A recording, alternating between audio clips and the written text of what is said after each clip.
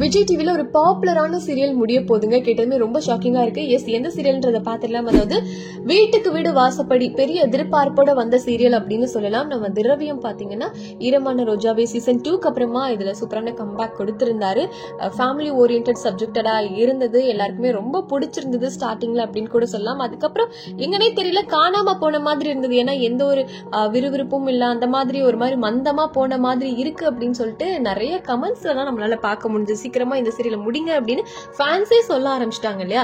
So அப்படி இருக்கும்போது but கதெல்லாம் நல்லா தான் போயிட்டு இருந்தது. இப்படி இருக்கும்போது வீட்டுக்கு வீடு வாசப்படி சீரியலை முடிக்கலாம் அப்படின்ற மாதிரி பிளான் பண்ணிருக்காங்களாம். அதாவது எப்படி இப்ப பிக் பாஸ் சீசன் 8 போயிட்டு இருக்கு இல்லையா, அது ஜனவரியில எண்ட் ஆயிடும். சோ அது எண்ட் ஆகும் போது வீட்டுக்கு வீடு வாசப்படியும் முடிய போகுது அப்படின்ற தகவல் தான் கிடைச்சிருக்கு. சோ உண்மையாவே திரவியமா நம்ம மிஸ் பண்ண போறோம் அப்படின்னாலுமே திரவியம் புது சீரியல்ல கமிட் ஆகி இருக்காரு. அந்த ஒரு ஹாப்பியான நியூஸும் இருக்கு. எஸ், அது என்ன சீரியல் அப்படின்றதெல்லாம் அடுத்த வீடியோல நம்ம பார்க்கலாம். சோ எஸ், அதாவது இப்ப வீட்டுக்கு வீடு வாசப்படி முடிய போது ரொம்ப எதிர்பார்ப்போட வந்துச்சு. ப்ரோமோஸ்லாம் ரொம்ப நல்லா இருந்தது. இருந்தாலுமே டிஆர்பில கம்மியா வாங்கினதுனால அப்படின்னு கூட சொல்லலாம். சோ அதனால முடிக்கிறாங்க.